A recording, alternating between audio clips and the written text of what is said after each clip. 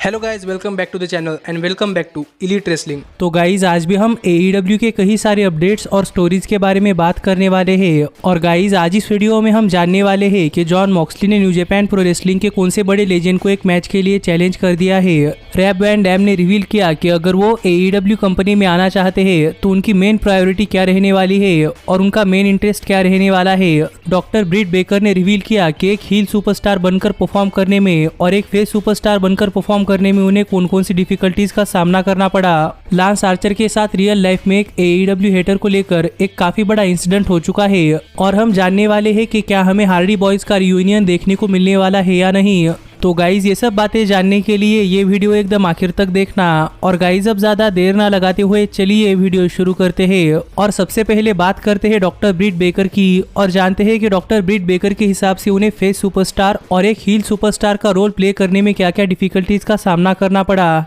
तो गाइज अगर आप AEW कंपनी शुरू होने के बाद से डॉक्टर ब्रिट बेकर को फॉलो कर रहे हैं तो आपको पता होगा कि AEW कंपनी की शुरुआत में डॉक्टर ब्रिट बेकर एक फेस सुपरस्टार थी, पर AEW special Chris Jericho Rock and Rager event पर डॉक्टर ब्रिट बेकर ने अपना हील टर्न कर लिया था। और गाइज तब से लेकर अब तक doctor Britt baker AEW company की एक काफी बढ़िया हील सुपरस्टार बन चुकी है। तो इसी को लेकर उनके लेटेस्ट इंटरव्यू में डॉक्टर ब्रिट बेकर ने ये चीज रिवील की कि उन्हें एक फेस सुपरस्टार का रोल प्ले करने में और एक हील सुपरस्टार का रोल प्ले करने में क्या क्या डिफिकल्टीज का सामना करना पड़ा। और अपने लेटेस्ट इंटरव्यू में बात करते हुए डॉक्टर ब्रिट बेकर ने कहा कि जब वो AEW कंपनी के अंदर एक फेस सुपरस्टार के तौर पर आई थी तब उन्हें पूरा कॉन्फिडेंस था कि वो AEW कंपनी के अंदर सक्सेस करने वाली है और वो AEW कंपनी में सक्सेसफुल होने के लिए हर एक चीज करने के लिए तैयार थी। पर उन्हें कहीं ना कहीं इस बात का भी डर था कि फैंस उन्हें एक्सेप्ट नहीं करेंगे क्योंकि डॉक्टर ब्रिट बेकर के पास कोई गिमिक नहीं था, वो सिर्फ उनके कॉन्फिडेंस के बलबूते के ऊपर चल रही थी और एज अ फेस सुपरस्टार उन्हें पूरे के पूरे विमेंस डिवीजन को एलिवेट करना था। इसीलिए गाइज डॉक्टर ब्रिट बेकर के ऊपर काफी ज्यादा प्रेशर था। लेकिन जब डॉक्टर ब्रिट बेकर का हील टर्न हुआ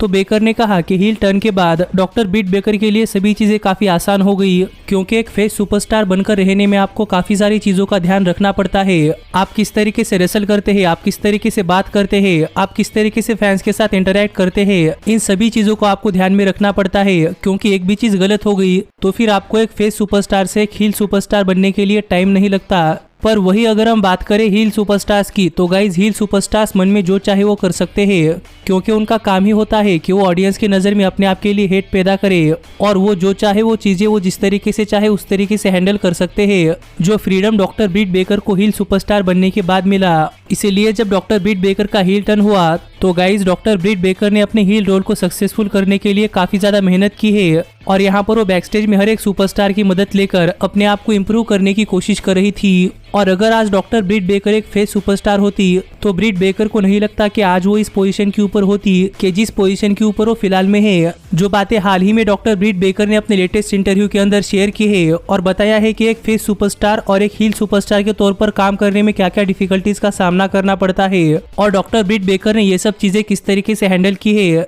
जिस सब के ऊपर आपका क्या कहना है आप मुझे कमेंट कर बताइए। लेकिन गाइज अब हम आगे बढ़ते हैं और बात करते हैं हमारे अगली अपडेट की और जानते हैं कि हाल ही में लांस आर्चर के साथ रियल लाइफ में एक AEW हेटर ने क्या किया और उनका इस AEW हेटर के साथ किस तरीके का इंसिडेंट हुआ। तो गाइज आपको तो पता ही होगा कि रेसलिंग किसी एक मूवी की तरह होती है और यहाँ पर हर एक रेसलर अपना अपना कैरेक्टर प्ले करता है। लेकिन गाइज फिर भी कुछ ऐसे लोग हैं जो कि रियल लाइफ में रेसलर्स को हेट करते हैं और कुछ तो ऐसे हैं कि जो कि पूरी की पूरी कंपनी को हेट करते हैं और वो भी सिर्फ एक वजह से कि बाकी सारे लोग समझते हैं कि AEW कंपनी WWE के लिए कॉम्पिटिशन है। और इसी तरीके के एक हेटर का इंसिडेंट हाल ही में रियल लाइफ में लांस आर्चर के साथ हुआ है। और गाइज ये इंसिडेंट अपने सोशल मीडिया अकाउंट्स के ऊपर शेयर करते हुए लांस आर्चर ने कहा कि कुछ दिन पहले लांस आर्चर जब एक ग्रोसरी स्टोर में गए थे तो वहां पर एक आदमी मास्क पहनकर आ गया और वहां पर वो AEW कंपनी की बेइज्जती करने लगा और वहां पर उसकी बातें सुनकर लांस आर्चर को ऐसा लग रहा था कि वो कोई ऑनलाइन प्रोमो कट कर रहा है। पर लांस आर्चर को भी पता था कि ये फैन यहाँ पर आकर लांस आर्चर का इन सब चीजों के ऊपर रिएक्शन लेना चाहता है और इस रिएक्शन को सोशल मीडिया हैंडल्स के ऊपर शेयर कर अपने आप को पॉपुलर बनाना चाहता है। जो बात लांस आर्चर ने पहले ही समझ ली थी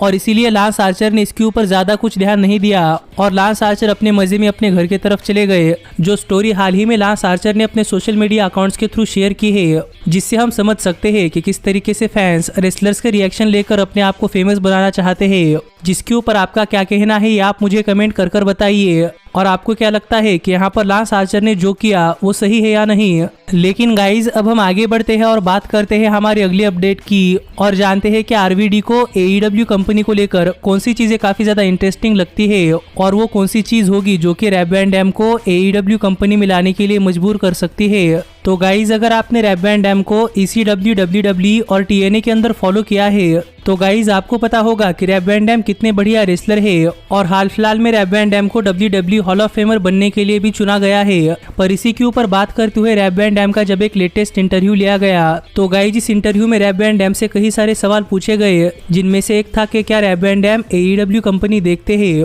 और अगर वो देखते हैं तो फिर उन्हें AEW कंपनी में क्या क्या चीजें इंटरेस्टिंग लगती है और क्या वो कभी AEW कंपनी ज्वाइन करने के बारे में सोच रहे हैं या नहीं, और अगर वो कंपनी ज्वाइन करेंगे तो वो किस लिए। जिन सारे सवालों का जवाब देते हुए रैप वैन डैम ने कहा कि Rob Van Dam AEW company को देखते हैं, पर ऐसा नहीं है कि Rob Van Dam weekly basis पर AEW को देखते हैं। वो कभी कभार एक दो शोज देख लेते हैं और वो एक दो शोज देखने के बाद भी रैप वैन डैम को लगता है कि AEW एक बहुत ही बढ़िया शो प्रोड्यूस कर रही है, क्योंकि गाइज उनके शो में कंटिन्यूटी होती है और AEW का शो शुरुआत से लेकर आखिर तक कभी भी मोमेंटम लॉस नहीं करता और यही चीज रैप वैन डैम को AEW में काफी ज्यादा इंटरेस्टिंग लगती है। पर जहां तक बात है रैप वैन डैम के AEW कंपनी ज्वाइन करने की तो गाइज रैप वैन डैम ने कहा कि Rob Van Dam AEW company join करने के लिए तैयार तो है, पर अगर वो AEW कंपनी ज्वाइन करते हैं तो फिर वो किसी ग्रेट स्टोरी लाइन या फिर किसी बहुत ही बड़े मैच के लिए नहीं बल्कि सिर्फ बिजनेस के लिए होने वाला है। और अगर Rob Van Dam AEW company join करते हैं तो फिर वो सिर्फ अपने बिजनेस पर्सपेक्टिव से ही AEW कंपनी ज्वाइन करेंगे, जो बात हाल ही में रैप वैन डैम ने अपने लेटेस्ट इंटरव्यू के अंदर शेयर की है कि उन्हें AEW कंपनी के अंदर क्या पसंद आता है और अगर वो AEW कंपनी ज्वाइन करेंगे तो उनके लिए मेन चीज क्या रहने वाली है। जिसके ऊपर आपका क्या कहना है ये आप मुझे कमेंट कर कर बताइए। लेकिन गाइज मुझे लगता है कि रैप वैन डैम की बात भी कुछ हद तक सही है, क्योंकि अभी स्टेज में वो कुछ बहुत ही बढ़िया मैचेस के लिए नहीं बल्कि सिर्फ पैसों के लिए ही रेसल करने वाले हैं। लेकिन गाइज अब हम आगे बढ़ते हैं और बात करते हैं हमारी अगली अपडेट की और जानते हैं कि क्या हमें हार्डी बॉयज का रियूनियन देखने को मिलने वाला है या नहीं। तो गाइज अगर आप जेफ और मैट हार्डी को उनके करियर की शुरुआत से फॉलो करते हैं तो आपको पता होगा कि ये दोनों ही रेसलर्स हार्डी बॉयज के टैग टीम में काफी बढ़िया रेसलर्स थे और इन्होंने टैग टीम सुपरस्टार्स के तौर पर ही अपना नाम बनाया था। पर फिलहाल में मैट हार्डी AEW कंपनी में एक सिंगल्स रेसलर के तौर पर रेसल कर रहे हैं और वो AEW कंपनी के अंदर एक काफी बड़े फैक्शन के लीडर भी है। और जेफ हार्डी का तो WWE में करियर उतना खास अच्छा नहीं चल रहा, पर हाल ही में मैट हार्डी ने अपने सोशल मीडिया अकाउंट्स के थ्रू एक Q&A सेशन अरेंज किया था जहां पर मैट हार्डी कई सारे सवालों का जवाब देने वाले थे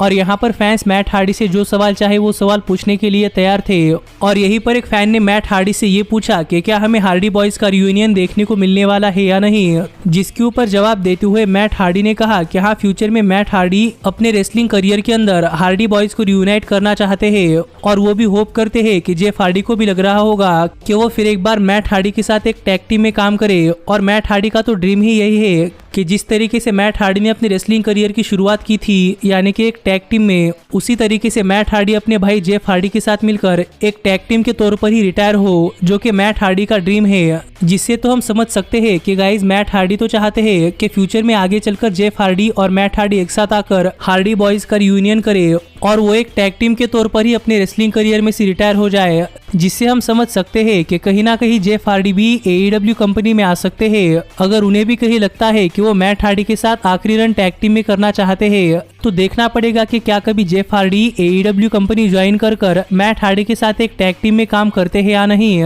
पर गाइज आप मुझे कमेंट कर बताइए कि आपको क्या लगता है कि हार्डी बॉयज का रिटायरमेंट मैच किस टैग टीम के अगेंस्ट होना चाहिए। लेकिन गाइज अब हम आगे बढ़ते हैं और बात करते हैं हमारे सबसे मेन अपडेट की और जानते हैं कि जॉन मॉक्सली ने न्यू जापान प्रो रेसलिंग के कौन से बड़े लेजेंड को कॉल आउट किया है कि वो जॉन मॉक्सली के खिलाफ उनके IWGP यूनाइटेड स्टेट चैंपियनशिप के लिए एक मैच लड़े। तो गाइज आपको तो ये बात पता ही होगी कि जॉन मॉक्सली के AEW कॉन्ट्रैक्ट के चलते John Moxley new Japan pro wrestling में भी जाकर रेसल कर सकते हैं और इसी के चलते John Moxley IWGP United state champion भी बने हैं। पर इस ग्लोबल पैंडेमिक के चलते जॉन मॉक्सली ने अपनी चैंपियनशिप रेगुलर बेसिस के ऊपर डिफेंड नहीं की है। पर गाइज हाल ही में इंटरेस्टिंगली सोशल मीडिया के ऊपर new new Japan pro wrestling और AEW रेसलिंग ने एक वीडियो शेयर किया है जहां पर हम देख सकते हैं कि गाइस जॉन मॉक्सली ने बात करते हुए न्यू जापान प्रो रेसलिंग के एक लेजेंडरी स्टार यूजी सानाटा को एक मैच के लिए चैलेंज किया है और वो चाहते हैं कि यूजी सानाटा जॉन मॉक्सली के खिलाफ IWGP यूनाइटेड स्टेट चैंपियनशिप के लिए एक मैच रसल करे। जो देखा जाए तो एक काफी शॉकिंग चीज है क्योंकि गाइस शायद आपको नहीं पता